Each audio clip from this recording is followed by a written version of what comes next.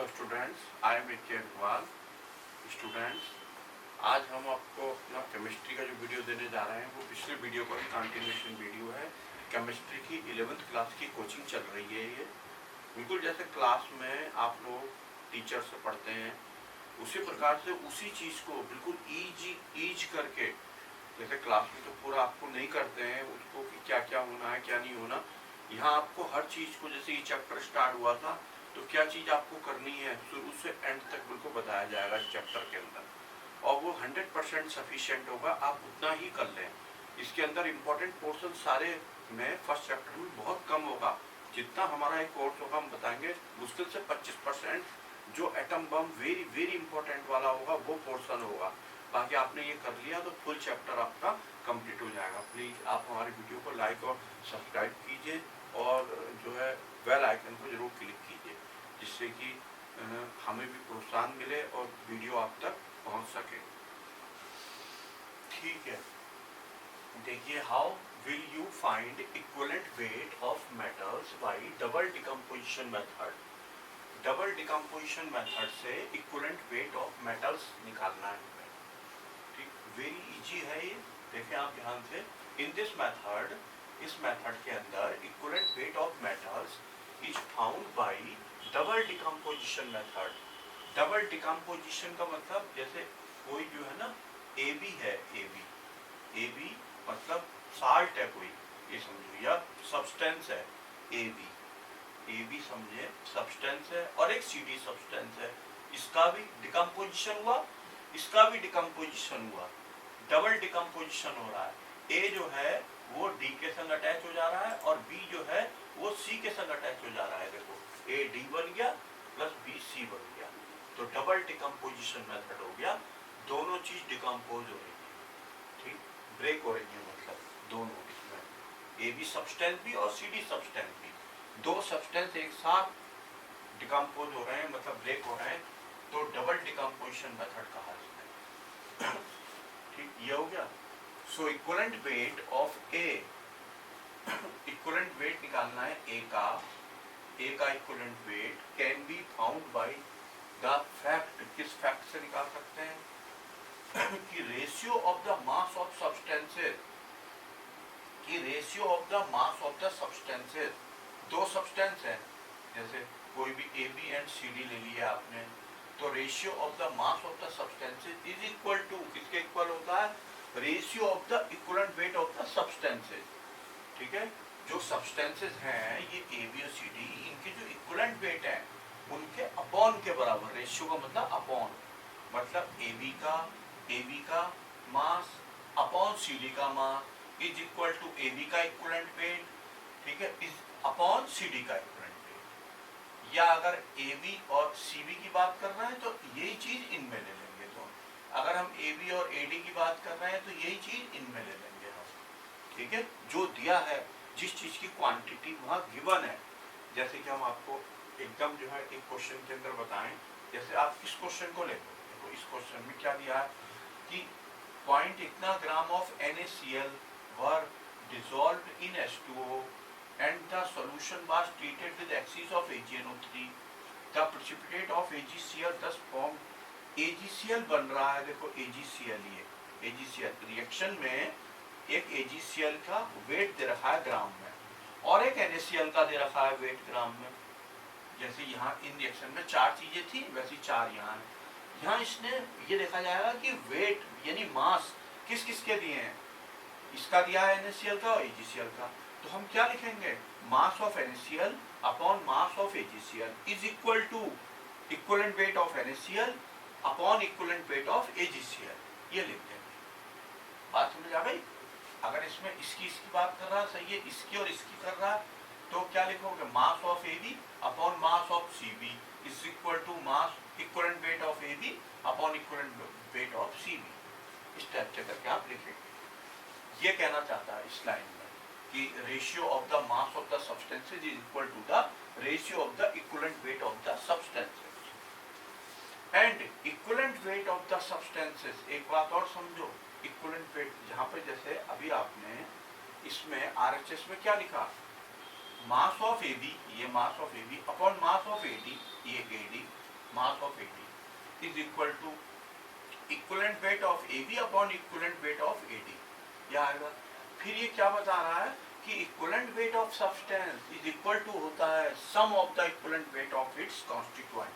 अब AB में A और B दो कॉन्स्टिट्यूएंट हैं, AB में AD में A और D दो कॉन्स्टिट्यूएंट हैं, तो A और B के अलग अलग इक्विवेलेंट वेट के सम के बराबर होगा, equivalent weight of A plus equivalent weight of B।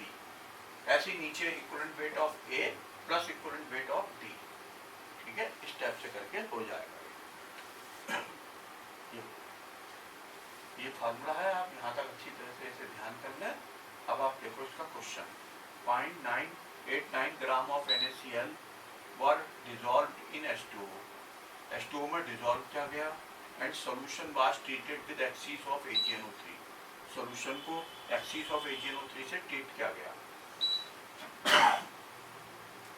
तो एक तो दे रखा है इनने NaCl का वेट, NaCl है पहले, डिजॉल्व किया गया H2O में and solution is treated with axis of AgNO3, यानी NaCl को AgNO3 से ट्रीट किया। देखो NaCl plus AgNO3 equal to, अब आपको पता है NaNO3 से बन जाएगा मिलके NaNO3 और AgCl के साथ मिलके AgCl बन जाएगा, ठीक है। अब आप यहाँ पे सोच रहे होंगे यहाँ पे कि ये जो है A जो है वो D के साथ ही क्यों मिला, A जो है C के साथ क्यों नहीं मिल गया, ठीक है। देखो कहीं भी कोई भी सब्सटेंस होता है, सब्सटेंस कैसे बनता है, कोई भी सब्सटेंस है, सब्सटेंस ऐसे बनता है कि इसमें जो है दो चीजें होती हैं, एक पॉजिटिव वाला हिस्सा होता है, एक निगेटिव, ठीक है, एक पॉजिटिव एक निगेटिव, ठीक, दो हिस्से होते हैं इसके सब्सटेंस के, पहला वाला पॉजिटिव लिखा जाता है, दूसरा वाला निगेटिव लिखा जाता है। एक प्रकार से ये कहो कि ये अगर दो ये चीजें हैं, ये आदमी ये औरत, ये आदमी या ये लड़का ये लड़की, ऐसे ही अगले वाले सब्सटेंस में ये लड़का ये लड़की, ठीक है। तो देखो ध्यान करो, पहले वाले सब्सटेंस में ये कौन है, ये लड़का है, दूसरे वाले सब्सटेंस में फर्स्ट वाला हमेशा कौन होगा, वो लड़का होगा, प्लस होगा, ठीक है ना। ये लड़का, लड़के लड़के की शादी नहीं हो सकती, लड़के लड़के की शादी नहीं हो सकती, यानी A जो है इस C से रिएक्ट नहीं कर सकता, कभी रिएक्ट नहीं करेगा, A C से रिएक्ट नहीं करेगा, क्योंकि AB जो सब्सटेंस है उसमें पहला क्या होता है बताया, लड़का, दूसरी लड़की, इसके अंदर लड़का लड़की, तो एक ही C से नहीं हो सकती शादी, एक ही D से ही होगी, और ऐसी वो जो इसकी वो है लड़की, वो इस लड़के के साथ यानी B की C के साथ हो जाएगी। देखो CB बन गया और एक AD बन गया। पूरी केमिस्ट्री के अंदर यही फंडामेंटल चलेगा, कभी आप समझो इसकी इसके साथ क्यों नहीं हुई रिएक्शन, ठीक है, इसी फंडामेंटल से पूरी केमिस्ट्री के अंदर रिएक्शंस चलेंगी। तो ये आपने ध्यान रखा, क्योंकि क्वेश्चन उठ सकता था आपके दिमाग में कि A ने C से क्यों नहीं करी, A की D से करा दी सर ने, तो ये फंडामेंटल था। अब आप देखो यहाँ NaCl है, बिल्कुल सब जगह हर रिएक्शन में ये जो होगा NaCl है, ये Na पॉजिटिव होता है, मीन्स ये आदमी हो गया, ये लड़का लड़की, लड़का लड़की, तो Na की NO3 से होगी तो NaNO3 बनेगा, ऐसी जो है Ag की Cl से हुई, ये Ag क्या है लड़का, ये क्या लड़की, तो AgCl बन गया कंपाउंड, ठीक हो गया। ये अब इसने जो आप देखो वेट किस किस के दिए हैं, देखो पॉइंट इतने ग्राम ऑफ NaCl का वेट दिया है। फिर एक और देखो, आप ध्यान से क्वेश्चन को पढ़ो, ये दिया होगा AgCl दस फॉर्म्ड, AgCl का दिया हुआ है, देखो AgCl का, ठीक है। Calculate the equivalent weight of Na का इक्विवेलेंट वेट हमें बताना है, और equivalent weight of Ag and Cl दोनों के दे रखे हैं। तो जिन जिन के वेट दिए होंगे ना, दो चीजों के वेट दिए होंगे, आप लिखोगे weight of NaCl upon weight of AgCl is equal to equivalent weight of NaCl upon equivalent weight of AgCl। देखो क्या लिखा है formula, mass of NaCl upon mass of AgCl is equal to equivalent weight of NaCl upon equivalent weight of AgCl, और इनको भी फिर plus कर देंगे ब्रेक करके, equivalent weight of Na plus equivalent weight of Cl, ऐसी नीचे वाले को equivalent weight of Ag plus equivalent weight of Cl, ठीक है। अब मास ऑफ NaCl की जगह वैल्यू डाल देंगे, देखो मास ऑफ NaCl ये दिया है, ये देखो ये गिवन है, और AgCl का भी गिवन है। इक्विवेलेंट वेट ऑफ Ag, ये देखो यहाँ Ag रखोगे ना, Ag ये है गिवन, और Cl भी वो है गिवन। Cl यहाँ रखना है, देखो यहाँ और यहाँ दो जगह, और Na का हमें फाइंड आउट करना है, Na का इक्विवेलेंट वेट ऑफ Na हमें निकालना है, ठीक है। ये रख दिए, देखो E मान लिया उसका, जो निकालना है equivalent weight of Na, E suppose कर लिया, वैल्यू डाली, और आफ्टर सॉल्विंग E इसका 2 आ गया 22.5। इसे सॉल्व कर, वेरी इजी क्वेश्चन है, ठीक है। ये फंडामेंटल सब बहुत इजी थे इसके सारे, कर ले। अब आप इसी पे डिपेंड एक और क्वेश्चन देखें, कह रहा है 0.452 ग्राम ऑफ मेटल नाइट्रेट, ये नहीं दिया भाई कौन सा वाला है मेटल है, मेटल नाइट्रेट कह दिया, तो हमने उसे ना M मान लिया, M फॉर मेटल, Ag है, Cl कौन सा मेटल है पता ही, तो ठीक है। तो क्या है, मेटल नाइट्रेट यानी MnO3, NO3 नाइट्रेट होता है, तो MnO3 लिख दिया। गिब्स गेव इतना ग्राम ऑफ मेटल सल्फेट यानी MSO4 लिख दिया, पता नहीं कौन सा मेटल है, तो MSO4, ठीक है। MnO3 का वेट दिया है, इसका भी वेट दिया है, तो क्या फॉर्मूला लगेगा बताओ, mass of MnO3 upon mass of MSO4 इसका to equivalent weight of MnO3 upon equivalent weight of MSO4, इसका टू करके फिर equivalent weight of M plus equivalent weight of NO3 upon equivalent weight of M plus equivalent weight of SO4 double negative, ठीक है। एक बात ध्यान रखना, इसमें MnO3 को हम ऐसे भी लिखते हैं, ये MnO3 को M पॉजिटिव NO3 नेगेटिव, और ये जो नीचे वाला है, ठीक है, तो इसके अंदर जो है M, ये MSO4 जो लिखा है तो लिख दिया है मेटल सल्फेट, लेकिन ये होगा M2SO4 क्योंकि सल्फेट की जो है ना दो वैलेंसी होती है, यहाँ हम जो है इसको M2SO4 कर देते हैं, कहाँ गया M2SO4, मेटल सल्फेट, ठीक है, M2SO4 कर दिया, तो यहाँ पर जो है SO4 डबल नेगेटिव इसी से आया, क्योंकि M2SO4 को जब आप वो करेंगे ना, ब्रेक करेंगे M2SO4 को, तो 2M पॉजिटिव और प्लस SO4 डबल नेगेटिव, ऐसे ब्रेक होगा ये ऐसे M2SO4, तो SO4 डबल नेगेटिव लिखा है ना यहाँ पे देखो ये, तो ये M2SO4 से SO4 डबल नेगेटिव, और यहाँ आ जाएगा इक्विवेलेंट वेट ऑफ M, या M2 का नहीं आएगा, M का ही आएगा इक्विवेलेंट वेट ऑफ M, ठीक है। एक तो इसमें M है, एक SO4 डबल नेगेटिव है, दो पार्ट है, तो ये इस टाइप से करके आ गया SO4 डबल नेगेटिव, ठीक हो गया।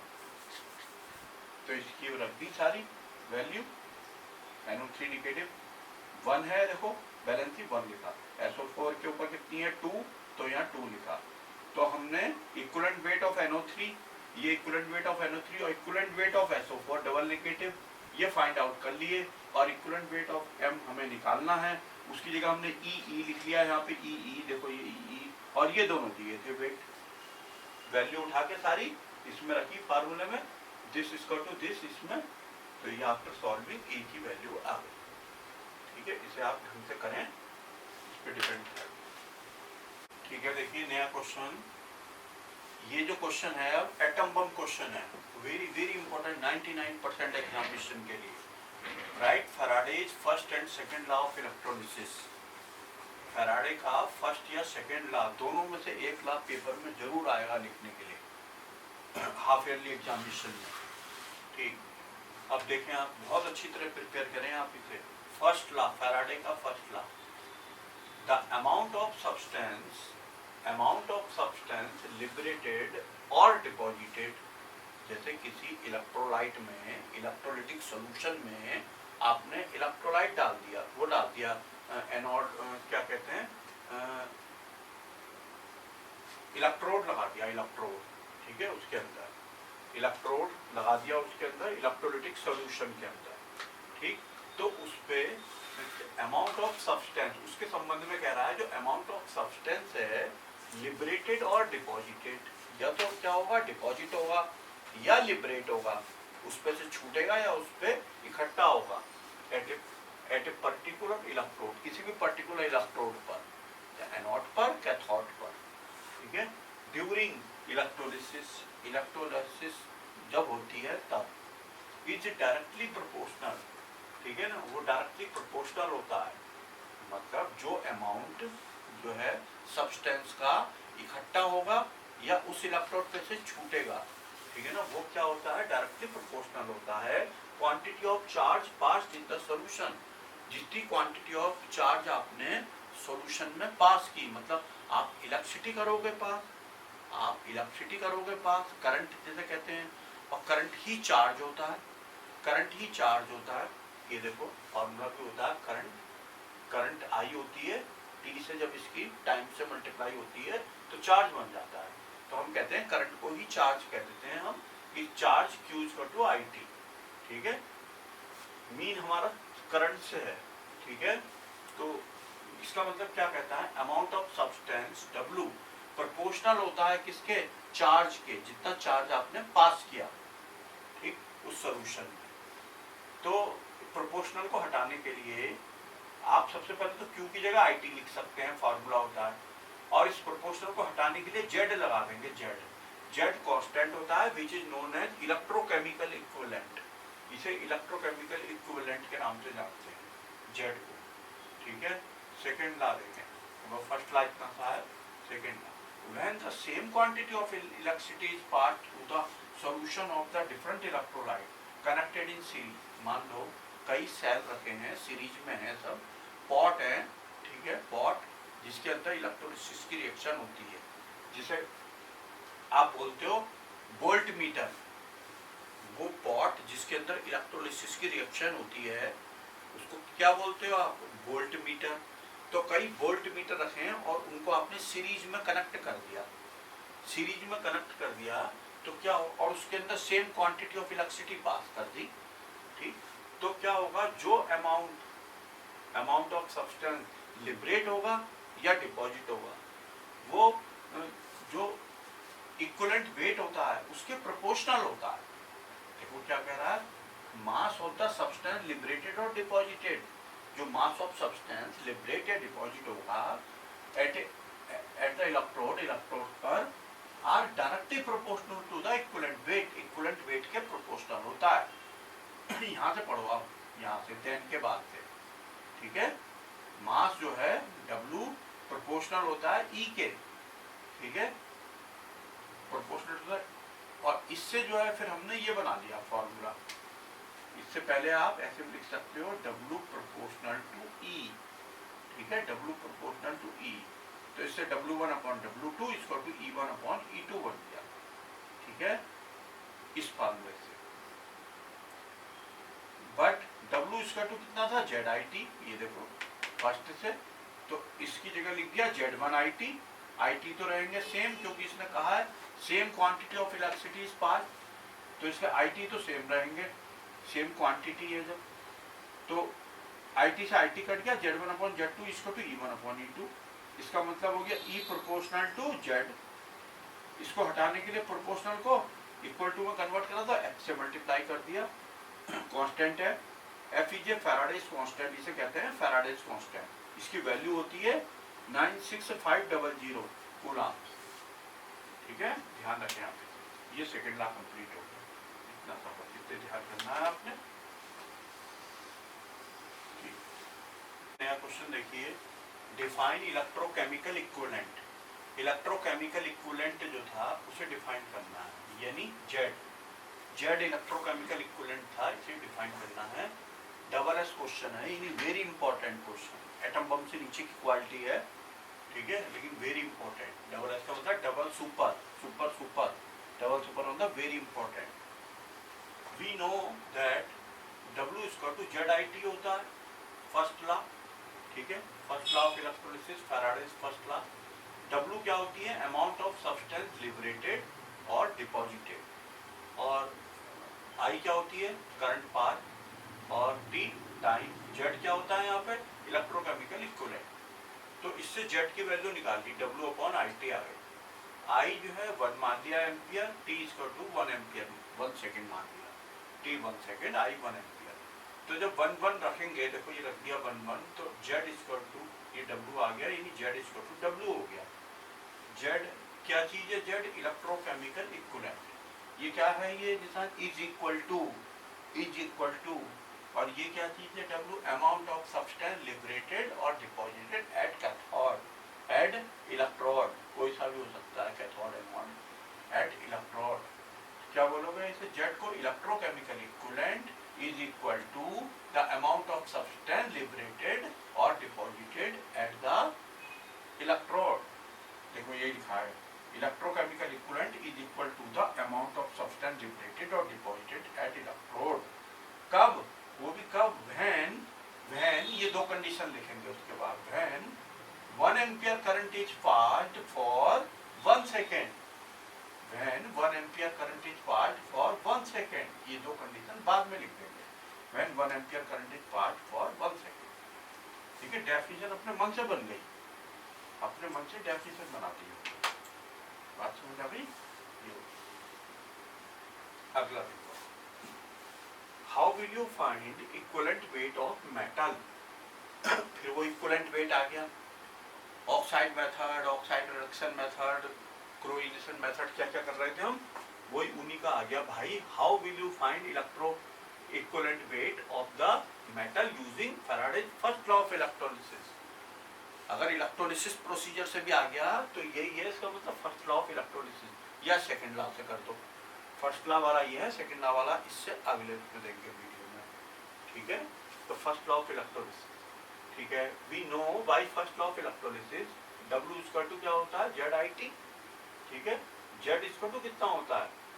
Z, ये हमने बताया था सेकेंड लॉ में, Z equal to E upon F, equivalent weight E equivalent weight upon 96500।